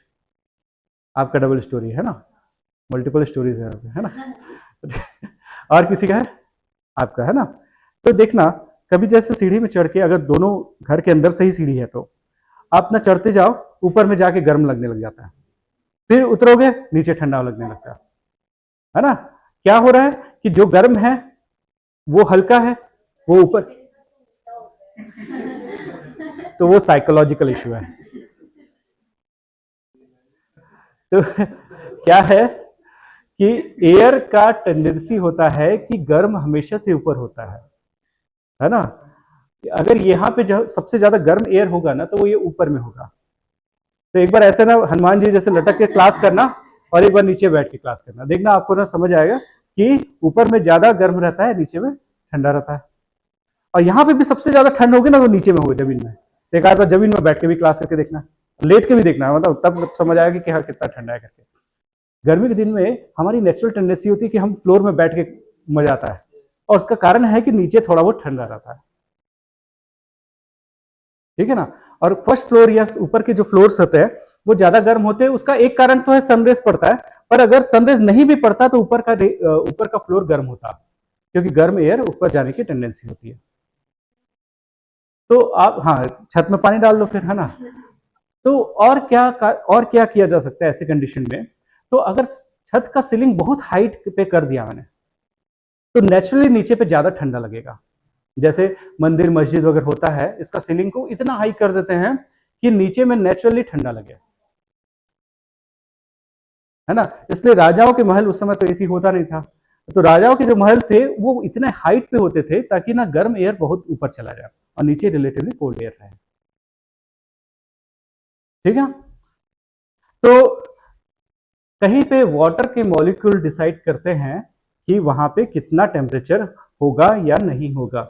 जहां पे पानी की बूंदें हैं आसपास, तो टेम्परेचर ना तो बहुत ज्यादा हाई जाता है, ना तो बहुत ज्यादा लो जाता है। तो आप ये नहीं बोल सकते कि जो वाटर के मॉलिक्यूल्स हैं वो टेम्परेचर को कम रखते हैं, नहीं, टेम्परेचर को मॉडरेट रखते हैं, सीमित में रखते हैं, ना तो हाई जाने देते हैं ना तो लो जाने देते हैं। जैसे ये एयर कंडीशनर भी जो है ना, वो कंडीशन करता है, वो ठंडा नहीं करता, ठंडा तो कूलर करता था ठीक है। तो ये कंडीशनर है, कंडीशन करता है ना। आप ठंड के दिन में एसी चला सकते हो, बिल्कुल चला सकते हो, कंडीशन करता है ये। 15-16 डिग्री सेल्सियस बाहर में है, आप 30 में चला दो, ठीक है ना। ये कंडीशन करता है, और वो मेंटालिटी है हमारी ठीक है, आगे चलते हैं।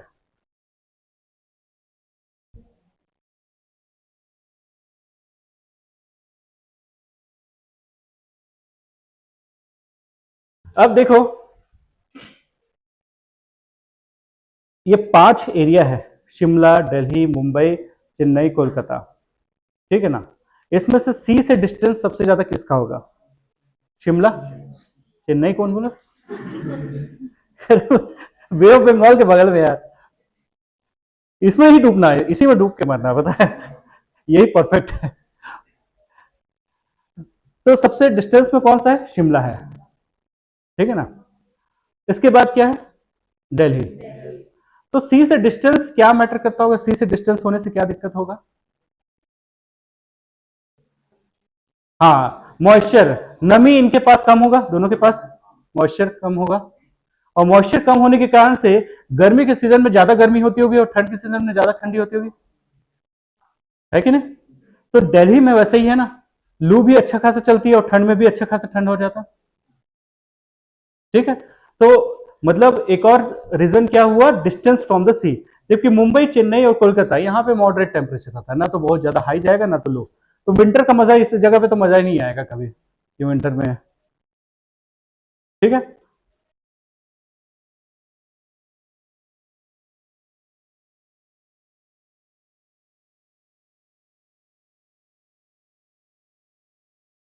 अब ये जो आगरा है और दार्जिलिंग, ये दोनों एक ही लैटिट्यूड पे है ना, एक ही अक्षांश पे है। किसमें टेम्परेचर कम होगा और किसमें टेम्परेचर हाई होगा? दार्जिलिंग में टेम्परेचर हाई होगा और आगरा में ठंडा होगा, है ना। मतलब आगरा, ताजमहल में हम लोग स्वेटर वेटर पहन के, बर्फबारी हो रही है बढ़िया ताजमहल में। नहीं, ऐसा नहीं है। अच्छा अच्छा, तो दार्जिलिंग में स्वेटर वेटर ओढ़ के बर्फबारी हो रही है, ऐसा देख सकते हैं। अच्छा, तो ठीक है। तो दार्जिलिंग में टेम्परेचर बहुत ज्यादा कम होगा और आगरा में टेम्परेचर बहुत ज्यादा हाई होगा। क्या कारण है?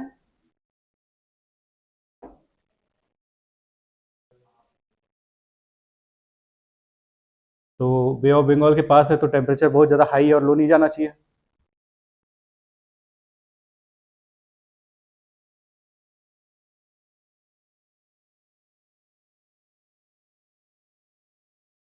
जनवरी में ये 4 डिग्री सेल्सियस है और जनवरी में ये 16 डिग्री सेल्सियस है। दार्जिलिंग कहाँ पे है? अरुणाचल प्रदेश। वेस्ट बंगाल में कि सिक्किम में है? पक्का? वेस्ट बंगाल के साउथ वाले एरिया पे ना, सदर्न।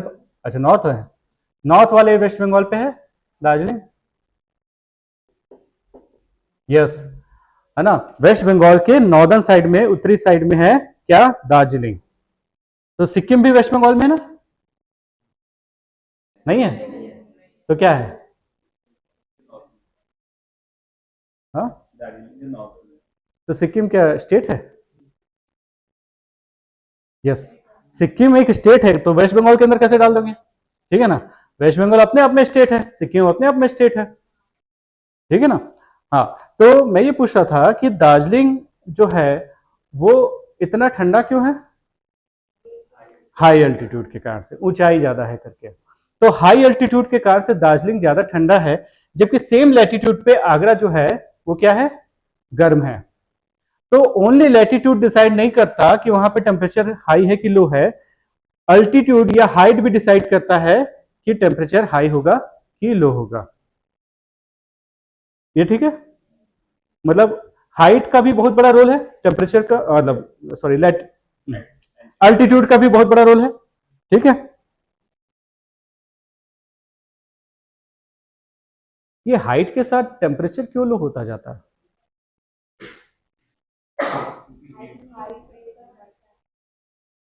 हाई,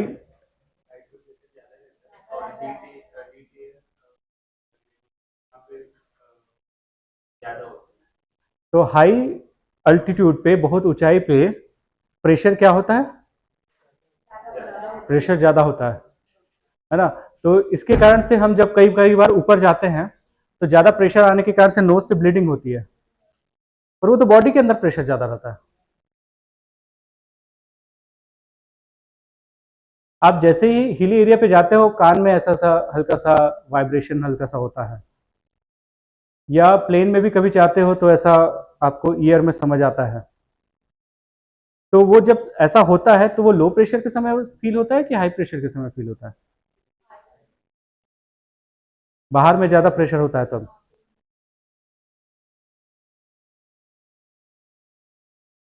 मून में हाई प्रेशर होगा कि लो प्रेशर होगा? मून में, चांद में? चांद में प्रेशर, वायु दाब कम होगा कि ज्यादा होगा?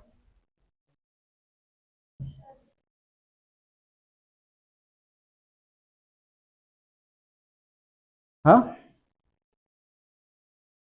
अरे एयर ही नहीं है तो एयर प्रेशर कैसे होगा बताओ तो यार, इतना सोच रहे हो। हाँ हाँ, मून में एयर है? आप बात कर सकते हो ऐसे मेरे से? मैं वहां पे यूपीएससी की क्लास इसलिए नहीं ले पा रहा हूं, यहाँ पे एयर नहीं है वहां पे। तो मैं अगर बात करूंगा तो कैसे सुनाई देगा आपको? मेरे आवाज के लिए एयर चाहिए ट्रेवल करने के लिए? अच्छा, एयर हटा दूं तो मैं बात कर पाऊंगा आपसे? नहीं कर पाऊंगा ना। तो एयर नहीं है तो एयर प्रेशर नहीं है। हाइट पे क्या होता है? एयर बहुत ज्यादा होता है, इसलिए एटमॉस्फेरिक प्रेशर बहुत ज्यादा हो जाता है हाइट पे। तो हाइट पे मेरे को ऑक्सीजन की कमी क्यों होती है फिर? इतना एयर है तो बाकी गैस होने, सफोकेशन होने लग जाता है ना एकदम। अरे भाई, हाइट में एयर का प्रेशर कम होता है, वायुमंडलीय दाब कम होता है, एयर एयर ही कम है यार हाइट पे। ऊंचाई के साथ एयर का डेंसिटी कम होता जाता है। आप जितने ऊंचे जाते जाओगे आपको मास्क वगैरह लगाना पड़ता है, एयर कम जाता है ऊपर हाइट में। तो ऊंचाई के साथ क्या कम होता है? एयर प्रेशर कम होता है, क्योंकि एयर कम है। ठीक है ना? तो हाइट के साथ एयर प्रेशर कम होता जाता है क्योंकि एयर कम है। तो ठंड क्यों लगती है?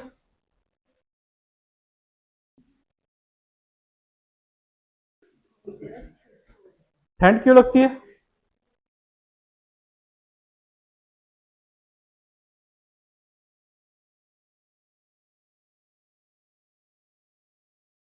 नीचे गर्मी क्यों लगती है?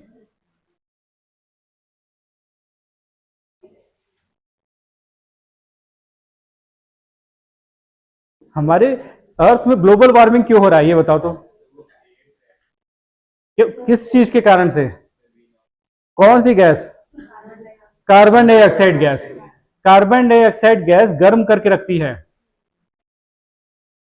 ऊपर में कार्बन डाइऑक्साइड कम होता है ना?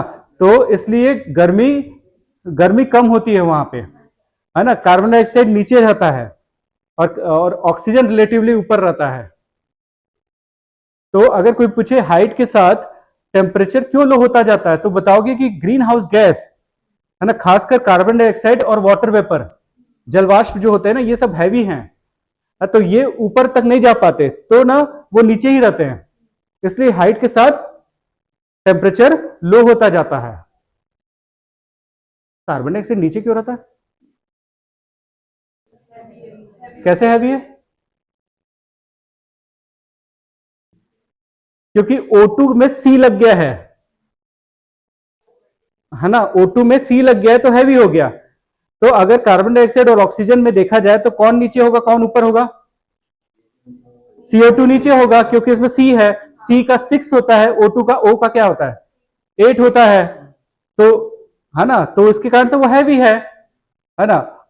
और सी हटा दिए तो O2 हल्का है, उससे भी हल्का ओजोन, पर वो तो O3 है। खैर उस पर बात नहीं करेंगे अभी पर एक चीज कंफर्म है, CO2 नीचे होगा और ऑक्सीजन ऊपर होगा। इसलिए कोई पूछे कि हाइट के साथ टेम्परेचर क्यों कम होता है, तो बताना ग्रीन हाउस गैस जो होता है वो नीचे होते हैं, है ना? और ऊपर जाओगे तो इवन ऑक्सीजन भी नीचे होता जाएगा, और ऊपर में सिर्फ हाइड्रोजन मिलेगा, क्योंकि हाइड्रोजन, हीलियम, लिथियम, है ना? Beryllium, boron, carbon, nitrogen, oxygen. Periodic table याद है ना? तो सबसे हाइट पे क्या मिलेगा? हाइड्रोजन। उसके बाद हीलियम। लिथियम रास्ते में नहीं रहता, वो जमीन पे रहता है ना? बेरिलियम बोरॉन को छोड़ दो, कार्बन फिर नीचे मिलेगा।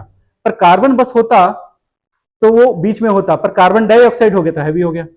फिर कार्बन के बाद नाइट्रोजन, तो नाइट्रोजन नीचे मिलेगा, फिर ऑक्सीजन, फिर कार्बन डाइऑक्साइड। इस तरीके से एयर का लेवल रहता है। जो हैवी है वो नीचे है, जो हल्का है वो ऊपर है। ठीक है, ये चीज समझ गए?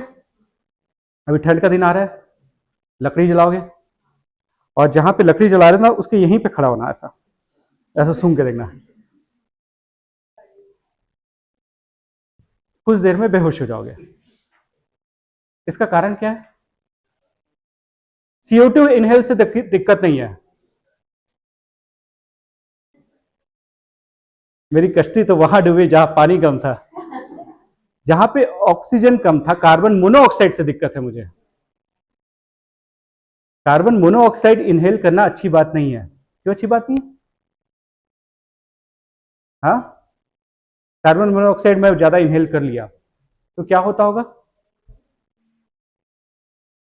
हाँ, क्यों होता है डिजीनेस?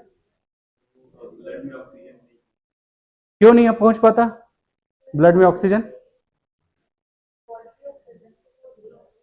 हाँ, क्योंकि कार्बन मोनोऑक्साइड में एक और ऑक्सीजन ऐड होने की पॉसिबिलिटी है। तो कार्बन मोनोऑक्साइड हमारा ऑक्सीजन ले लेता है, तो ब्रेन में ऑक्सीजन कम हो जाता है, तो हम फेंटेड हो जाते, बेहोश हो जाते हैं। तो कार्बन मोनोऑक्साइड हमारे लिए डेंजरस है, क्योंकि वो पहले बेहोश करेगा, फिर पता नहीं चलेगा कि आप कहां हो। जैसे क्या पी लेने के बाद ना लोग शेर से लड़ाई कर देते हैं, कोबरा को नचा देते हैं, है ना, ये सब होता है। वैसे कार्बन मोनोऑक्साइड अगर आप इनहेल कर लिए तो ब्रेन में ऑक्सीजन नहीं पहुंचने के कारण से आप फेंटेड हो जाओगे, बेहोश हो जाओगे, उसके बाद डेथ हो सकती है। कुछ भी प्रॉब्लम क्या होता है ना, इसके बाद आप अपने बचाने के लायक नहीं होते। इसलिए कहीं पे आग लग जाती है ना, बहुत ज्यादा, जैसे कोई जगह पे आग लग गई, तो लोग ना अपने आप को इसलिए नहीं बचा पाते जलने से, क्योंकि वो कार्बन मोनोऑक्साइड इनहेल कर लेते हैं। और वो क्या करते हैं, दौड़ते भागते तो ज्यादा इनहेल करते हैं, है ना, तो इसके कारण से डेथ हो जाती है उनकी। तो वो जलने से बाद में डेथ होती है, पर वो ना फेंटेड होने के कारण से उनकी डेथ हो जाती है, अपने आप को बचा नहीं पाते। अब मेरा क्वेश्चन ये था, ये सब बताने का पर्पस ये था, कार्बन डाइऑक्साइड नीचे होता होगा कि कार्बन मोनोऑक्साइड नीचे होता होगा? कार्बन डाइऑक्साइड नीचे होगा, कार्बन मोनोऑक्साइड ऊपर होगा। खड़े रहोगे तो कार्बन मोनोऑक्साइड ज्यादा इनहेल करोगे, बैठे रहोगे तो कार्बन मोनोऑक्साइड कम इनहेल करोगे। आप खड़े रहते हो, वो दिक्कत होता है जहां पे आग लगती है। या तो दौड़ जाओ या तो लेट जाओ, क्योंकि जो बचा कुचा ऑक्सीजन होगा वो जमीन के लेवल पे होगा, क्योंकि वो सबसे ज्यादा हैवी होता है। समझ पाए ना? ऊपर में तकलीफ है क्योंकि कार्बन मोनोऑक्साइड इनहेल कर रहे हो आप, वो ठीक नहीं है। हम बोलते दम घुटने से मर गए, दम घुटने से नहीं, दम घुटने से मतलब वो कार्बन मोनोऑक्साइड इनहेल करने से आपके ब्रेन में ऑक्सीजन नहीं पहुंच पाया और ब्रेन फिर फंक्शन करना बंद कर दिया।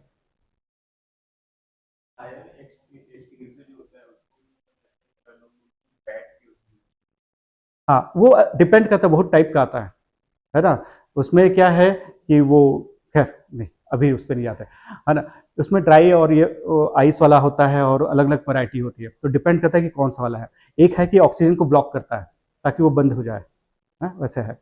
तो खैर, मेरा बताने का पर्पस ये था कि दार्जिलिंग में टेम्परेचर क्यों कम है और आगरा में टेम्परेचर क्यों हाई है। इसका कारण है क्योंकि वहां पे एयर की डेंसिटी कम है ना। एयर की डेंसिटी कम होने से कार्बन डाइऑक्साइड कम है, और कार्बन डाइऑक्साइड कम होने के कारण से उसका टेम्परेचर कम है। ठीक है ना। तो हाइट अल्टीट्यूड कैसे डिसाइड करता है किसी जगह पे टेम्परेचर हाई है कि लो है, ये उससे है। ठीक है। अब कोई पूछे कि कार्बन डाइऑक्साइड कम क्यों है ऊपर में, तो आप बताओगे कार्बन डाइऑक्साइड हैवी होता है ना, वो नीचे रहता है, ऑक्सीजन हल्का होता है, वो ऊपर रहता है। आप कभी हाइड्रोजन बलून को देखना, ऊपर चला जाता है ना, हाइड्रोजन बलून जो लगे रहता है ना, वो ऊपर चला जाता है क्योंकि वो हल्का है, उसकी टेंडेंसी है ऊपर जाने की। नाइट्रोजन और ऑक्सीजन में कौन ज्यादा हैवी होगा?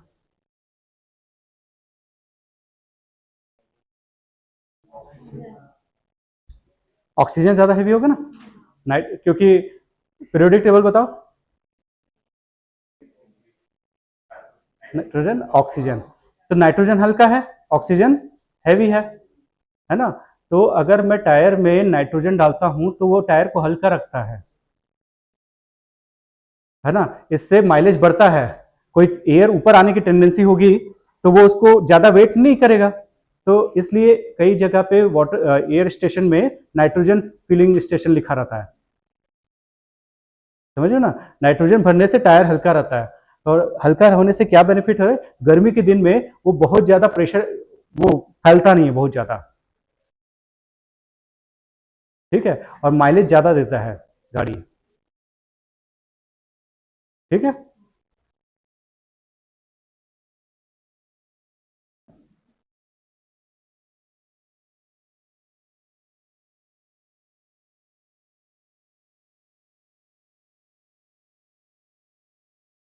ये जो वेस्टर्न घाट है ना, ये जो पश्चिमी घाट है, वेस्टर्न घाट कहाँ से है? ये गुजरात से लेके यहाँ पे केरला तक है।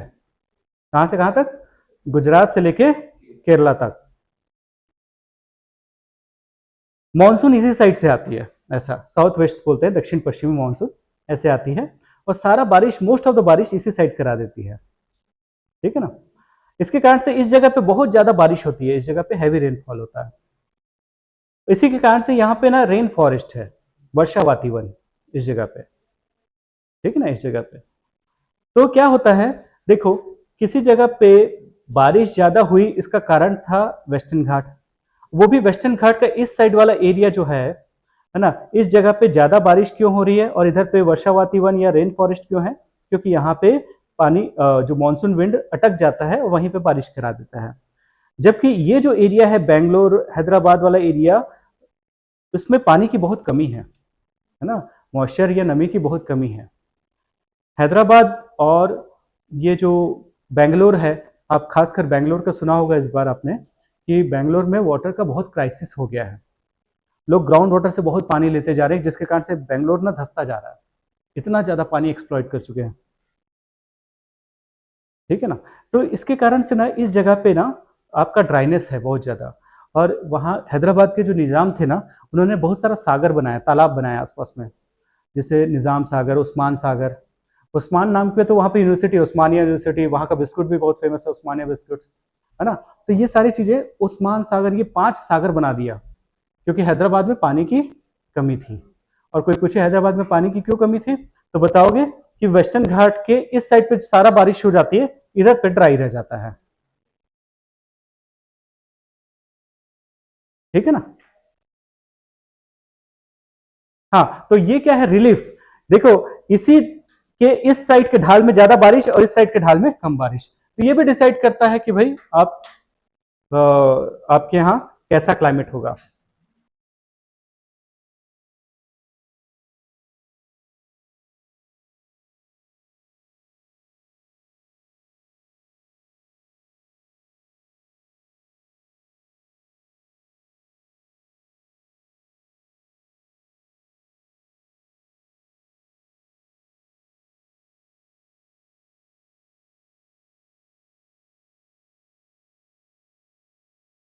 ओशियन करंट्स के बारे में हम लोगों ने थोड़ा सा बात तो किया था।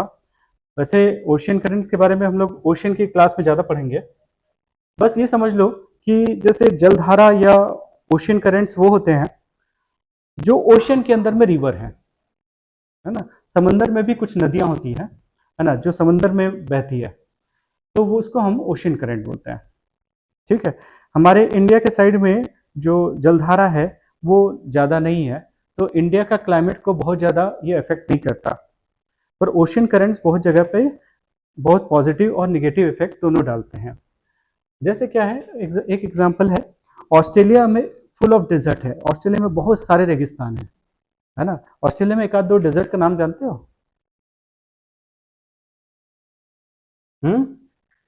Simpson, yes. और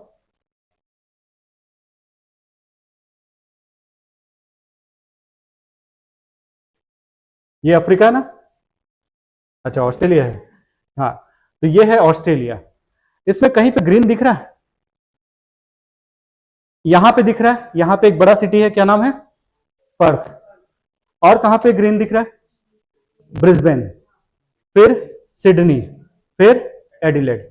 पर जितने मेजर सिटीज है या तो यहां पे है या तो यहां पे, बाकी पूरा ऑस्ट्रेलिया खाली, है ना। तो पूरे ऑस्ट्रेलिया में ये जितना ड्राई दिख रहा है ये सारे डेजर्ट है, रेगिस्तान है। और इसका एक मेजर कारण है इसके बगल से ओशन करंट का फ्लो होना, ठीक है ना। तो इसके कारण से ये पूरा ड्राई एरिया बन गया। तो ओशन करंट कैसे डिसाइड करता है किस जगह पे बारिश ज्यादा होगी कि कम होगी, या किसी जगह पे डेजर्ट बनेगा या नहीं बनेगा। तो उसका एक और एग्जांपल मैंने दिया था, कौन सा?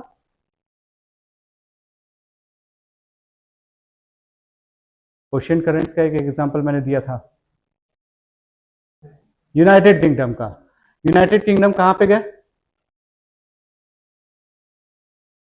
यहां पे, ये, ठीक है ना। इसका एक एग्जांपल मैंने बताया था कि इतने ज्यादा ध्रुव के पास होने के बाद भी, इतना पोल के पास होने के बाद भी यहाँ का क्लाइमेट रहने लायक है, उसका कारण था यहाँ पे ओशनिक करंट। और वैसे ही यहाँ पे रहने लायक या हैबिटेबल नहीं है ऑस्ट्रेलिया, इसका कारण है वहां पे ओशनिक करंट। इवन सिर्फ ये नहीं है, इधर देखो, ये जो डेजर्ट है ये कौन सा है? सहारा। ठीक है, इस पे भी सहारा डेजर्ट होने का कारण है यहाँ पे एक करंट है, यहाँ पे एक जलधारा है। ठीक है ना। ये कैलिफोर्निया, यहाँ पे भी ये ड्राइनेस होने का कारण है, यहाँ पे ओशनिक करंट है। तो कैसे ओशनिक करंट किसी जगह पे डिसाइड करती है कि वहां पे कैसा क्लाइमेट होगा।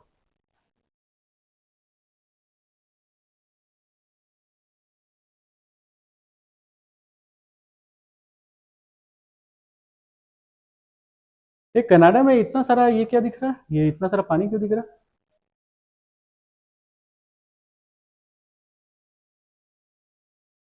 जैसा मतलब अंदर में चला गया है। एक्चुअल में ये कनेक्टेड होगा ना पूरा, पानी हटा दोगे तो पूरा कनेक्ट हो जाएगा। हम्म। और वैसे भी ये लाइट ब्लू है ना, लाइट ब्लू है मतलब क्या है? ज्यादा गहरा नहीं है, ज्यादा डेप्थ नहीं है। देखो ये सारा जगह पे लाइट ब्लू है ना ये जगह, तो एक प्रकार से पानी थोड़ा सा हटा देंगे तो पूरा कनेक्ट हो जाएगा। तो एक प्रकार से कनाडा पूरा ऐसा कनेक्टेड होगा, है ना। पानी का लेवल बढ़ गया होगा या तो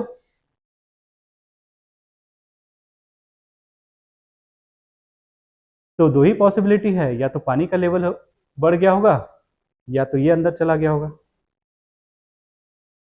है ना। या तो लैंड अंदर चला गया होगा, या तो पानी का लेवल ऊपर हो गया होगा। पर इसके साथ ये है कि लैंड नीचे चला गया था,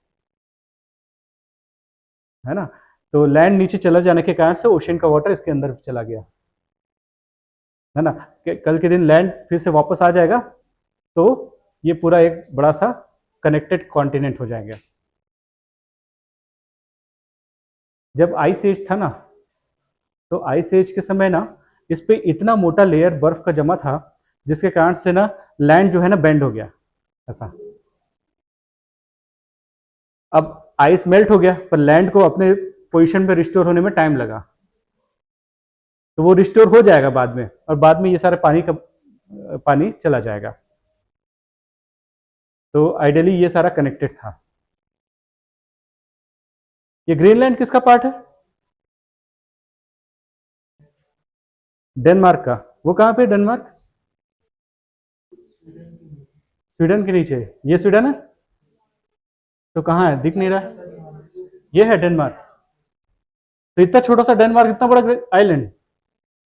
हाँ, यस, ठीक है ना। डेनमार्क भले छोटा सा कंट्री दिख रहा है यहाँ पे, पर उसके पास इतना बड़ा ग्रीनलैंड का आइलैंड है। ठीक है। आइसलैंड अपने आप में कंट्री है क्या? आइसलैंड, यस, आइसलैंड भी अपने आप में कंट्री है।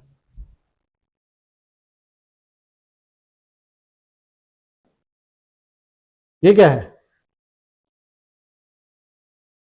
बता दे जाओ, क्या है ये? हाँ, कोरिया। नॉर्थ के साउथ? हाँ, देखो, ये साउथ कोरिया, ये नॉर्थ कोरिया। ये क्या है? ये दिस वन।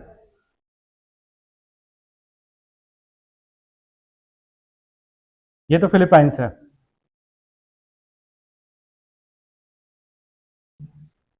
ये साउथ कोरिया, ये जापान, ये फिलीपाइंस, और ये ताइवान। ठीक है ना, ताइवान। ये फिलीपींस हो गया। फिर ये क्या है? इंडोनेशिया। और ये Papua New Guinea. Papua New Guinea.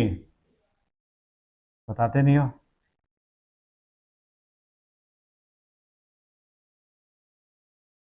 India मत बताओ। इधर देखो, Yemen, Oman, Saudi Arabia, Syria, Iraq. Qatar दिख रहा है क्या कहीं पे?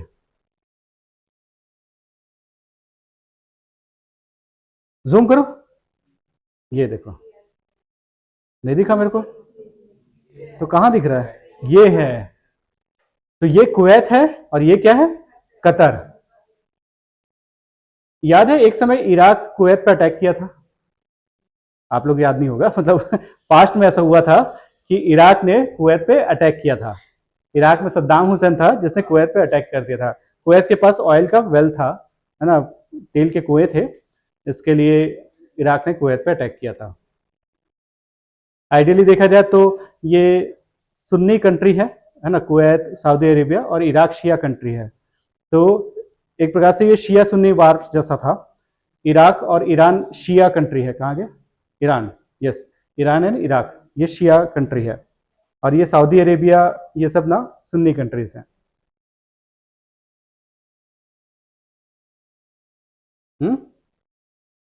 देखो ये है मदीना, है ना, और ये है मक्का, ठीक है ना, मक्का मदीना। तो इसके बीच में यहाँ पे है रेड सी, ठीक है, लाल सागर, रेड सी, और इसके बाद से चालू हो जाता है अफ्रीका, ये अफ्रीका, और ये है मिस्र, इजिप्ट, और यहाँ पे जो है दैट इज सुएज कैनाल, ठीक है, ये जो है ये है सुएज कैनाल। देखो सुएज दिख रहा है ना।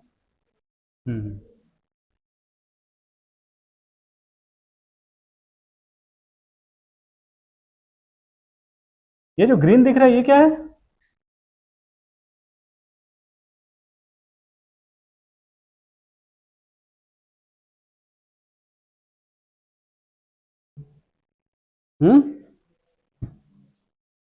क्या है ये ग्रीन, कहां से आ गया, ये सहारा के पास में ऐसा अचानक से ग्रीन आ गया। ये नाइल रिवर है, नील नदी, ठीक है ना, नाइल रिवर। जैसे अफ्रीका का जो जान है देखा जाए तो वो है नाइल रिवर। ऑस्ट्रेलिया का, चलो इसका बताओ कहाँ गया, इसका ये क्या है, दक्षिण अमेरिका, और ये कौन सा कंट्री है, ब्राजील। ब्राजील का मेन रिवर कौन सा है, अमेजन रिवर, ठीक है ना। वैसे ही ऑस्ट्रेलिया,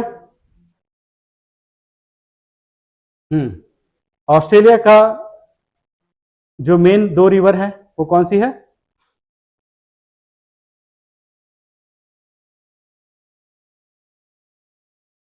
इतनी छोटी है कि नाम भी नहीं आया अभी तक, है ना, मरे और डार्लिंग।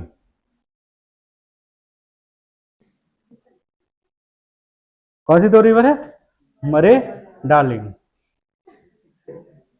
ये ऑस्ट्रेलिया की रिवर, अफ्रीका की नाइल, साउथ अमेरिका की अमेजन, ठीक है ना,